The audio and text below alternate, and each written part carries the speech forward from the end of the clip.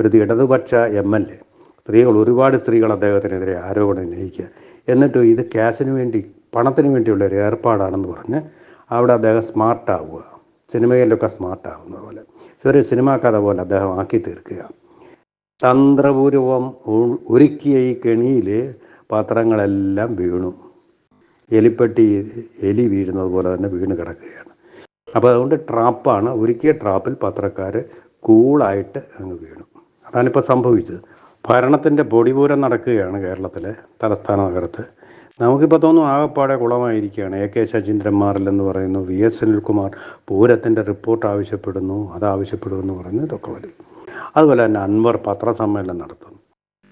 ഇതൊക്കെ നമുക്ക് കണ്ടാൽ തോന്നുന്നു ഇത് വലിയൊരു സംഭവമാണ്. ഇതൊന്നുമല്ല. ഈ സംഭവങ്ങളെല്ലാം എന്തിനൊരു പെട്ടെന്ന് പത്രക്കാരുടെ ശ്രദ്ധ തിരിക്കാൻ എന്തെങ്കിലും ഒരു ബോംബ് ഇപ്പോൾ പൊട്ടുമെന്ന് ഞാൻ പറഞ്ഞിരുന്നു. ആ ബോംബുകളാണ് ഇപ്പോൾ പൊട്ടിക്കൊണ്ടിരിക്കുന്നത്. ഇതൊന്നും ഒരു കാര്യമില്ല. ഇപ്പോൾ നോക്ക്, MR അജിത് കുമാറിനെ മാറ്റും, അദ്ദേഹത്തിൻ്റെ സ്ഥാനചലനം, PV അൻവർ തെറിപ്പിച്ചു എന്നും പറഞ്ഞൊക്കെ മാധ്യമങ്ങളൊക്കെ കൊട്ടിക്കൊഴിച്ചു. എവിടെ ഇപ്പോൾ അൻവർ? അൻവർ എവിടെ? ഇപ്പോൾ അജിത് കുമാർ എവിടെ സ്ഥാനം മാറ്റിയോ? ലോ ആൻഡ് ഓർഡറിൻ്റെ ചുമതലയിൽ തന്നെ ഇരിക്കുകയാണ്. തൊടാൻ പറ്റുക എല്ലാവർക്കും. അദ്ദേഹം കൊട്ടാരം പണിയും, അതിലും ആർക്കും തൊടാൻ പറ്റുകയില്ല. രാജാവായിട്ട് തന്നെ ലോ ആൻഡ് ഓർഡറിൻ്റെ. ഇതൊക്കെ ഒരു തരം നാടകമാണ് നമ്മൾ ഈ കണ്ടുകൊണ്ടിരിക്കുന്നത്. ഇനി പല രംഗങ്ങളും വരാനുണ്ട്. PV അൻവറും എല്ലാവരും കൂടെ ചേർന്നുള്ള ഒത്തുകളിയാണ്. എന്തിനാ? മുകേഷിൻ്റെ അറസ്റ്റിൽ നിന്ന് ജനങ്ങളുടെ ശ്രദ്ധ തിരിക്കാൻ വേണ്ടിയിട്ട്, മുകേഷിനെ രക്ഷപ്പെടുത്താൻ വേണ്ടി, മുകേഷിൻ്റെ MLA സ്ഥാനം പോകാതിരിക്കാൻ വേണ്ടി. ഒരു MLA കൊണ്ട് മുള്ളെടുക്കുക എന്ന് കേട്ടിട്ടില്ല. ഒരു MLA കൊണ്ട് മറ്റുള്ള MLA രക്ഷിക്കുക. ഇതാണിപ്പോൾ നടന്നിരിക്കുന്നത്. മുകേഷിനെ കുറിച്ചുള്ള അതിൻ്റെ പുറകെ ഈ പരക്കം പാച്ചിലുകൾ, ക്യാമറകളങ്ങ് നിർത്തിയില്ലേ. അപ്പോൾ കോടതി എന്ന് പറയണം മുകേഷിനെ അറസ്റ്റ് ചെയ്യുമോ ഇല്ലയോ എന്നുള്ളത്. പോലീസിന് ചോദ്യം ചെയ്യാൻ ആവശ്യമുണ്ട്. അതിന് അറസ്റ്റ് വേണമെന്നല്ല, കസ്റ്റഡിയിലെടുത്താലും മതി. കസ്റ്റഡിയിലെടുക്കാതെയും ചോദ്യം ചെയ്യാം, വീട്ടിൽ പോയി ചോദ്യം ചെയ്യാം. അത് നടക്കുമല്ലോ. ഇപ്പോൾ കോടതി, സെഷൻസ് കോടതിയാണ് അദ്ദേഹത്തിന് ജാമ്യം നൽകിയിരിക്കുന്നത്. സെഷൻസ് കോടതി എന്താണ് പറയുന്നതിനനുസരിച്ച് മാത്രമേ കാര്യങ്ങൾ നടക്കുകയുള്ളൂ. അപ്പോൾ കോടതിയുടെ പരിഗണനയിലുള്ളൊരു വിഷയമാണ്.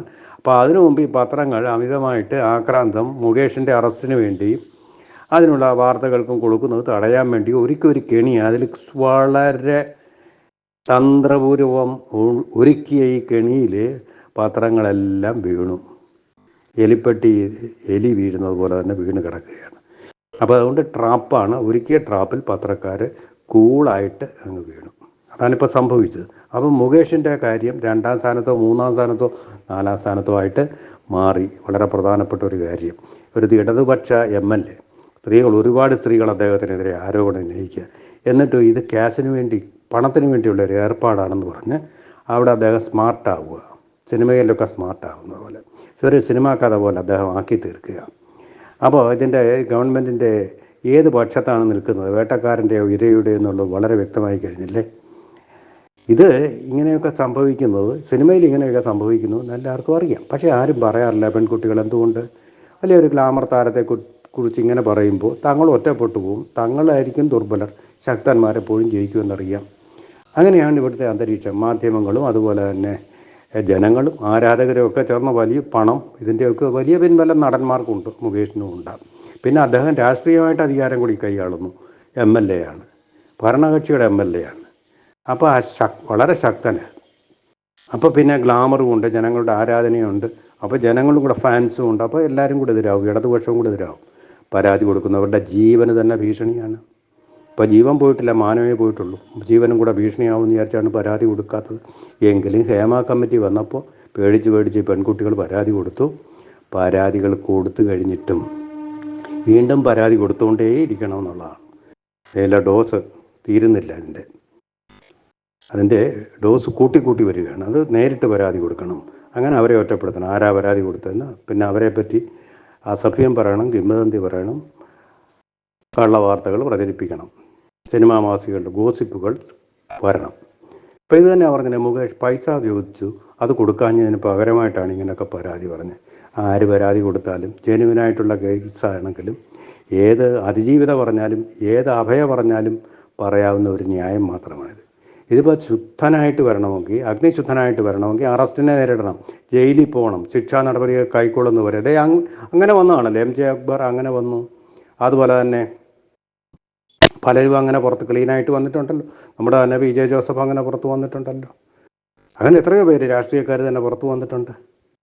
അപ്പോൾ അതുപോലെ നടപടികൾ നേരിട്ടിട്ട് പുറത്ത് വരണം. കൂളായിട്ട് നിയമസഭയിൽ പോയി ഈ ആരോപണങ്ങൾ നേരിട്ട് കൊണ്ട് പോയിരിക്കുക എന്ന് പറയുമ്പോൾ അദ്ദേഹത്തിൻ്റെ മുകളിലൊരു സംശയമുണ്ട്. സംശയത്തിൻ്റെ നിലയിലുള്ളപ്പോൾ എന്താ ചെയ്യേണ്ടത്? രാജിവെക്കുക. അത് തന്നെയാണ്. അപ്പോൾ ഈ എം ആർ അജിത് കുമാർ എന്താണ് ചെയ്യേണ്ടത്? അദ്ദേഹം ഇങ്ങനൊരു ആരോപണം വന്നപ്പോൾ, ഒരു MLA യിൽ നിന്ന് വന്നപ്പോൾ അദ്ദേഹത്തെക്കുറിച്ച് അന്വേഷണം നടത്തണം എന്നാവശ്യപ്പെട്ടു. അത് ന്യായം, മാന്യം. പക്ഷേ അദ്ദേഹവും മാറി നിൽക്കുകയാണ്, അല്ലെങ്കിൽ മാറ്റി നിർത്തുകയാണ് വേണ്ടത്. ലോ ആൻഡ് ഓർഡറിൻ്റെ ചുമതല വഹിച്ചുകൊണ്ട് അന്വേഷണം നടത്തിക്കഴിഞ്ഞാൽ എവിടെ എത്താൻ? അദ്ദേഹത്തിൻ്റെ പേടിയാണ് DGPക്ക് പോലും. DGPയുടെ മുകളിലാണ് അദ്ദേഹം. അങ്ങനെയാണ് ഭരണം നടത്തുന്നതാണ് പറഞ്ഞു വരുന്നത്. ഒരു കുന്തവും നടക്കാൻ പോകുന്നില്ല. ഇതൊക്കെ തൽക്കാലം മുകേഷിനെതിരെ ഉയർന്നു വരാവുന്ന, അതിൽ ഫോക്കസ് ചെയ്യാവുന്ന ഒരു പ്രതിഷേധത്തിൻ്റെ അലയടികൾ, അതിൽ കേന്ദ്രീകരിക്കാവുന്ന വാർത്തകളെയൊക്കെ ഒന്ന് സൈഡ് ലൈൻ ചെയ്യാൻ വേണ്ടി ചെയ്ത വലിയൊരു നാടകമാണ്, ആസൂത്രിതമാണത്. ആസൂത്രിതമായിട്ടുള്ള സ്ക്രിപ്റ്റ്, വളരെ സമർത്ഥമായിട്ടുള്ള ഒരു സ്ക്രിപ്റ്റും രചനയൊക്കെ ആയിരുന്നു. അത് വളരെ ബോക്സ് ഓഫീസ് ഹിറ്റായി എന്നുള്ളത് മാത്രമാണ് ഇപ്പോൾ സംഭവിക്കുന്നത്. അല്ലാതെ മുകേഷും അറസ്റ്റിലാകാൻ പോകുന്നില്ല, എം ആർ അജിത് കുമാറും അറസ്റ്റിലാകാൻ പോകുന്നില്ല, ഒരു ചുക്കും സംഭവിക്കാൻ പോകുന്നില്ല.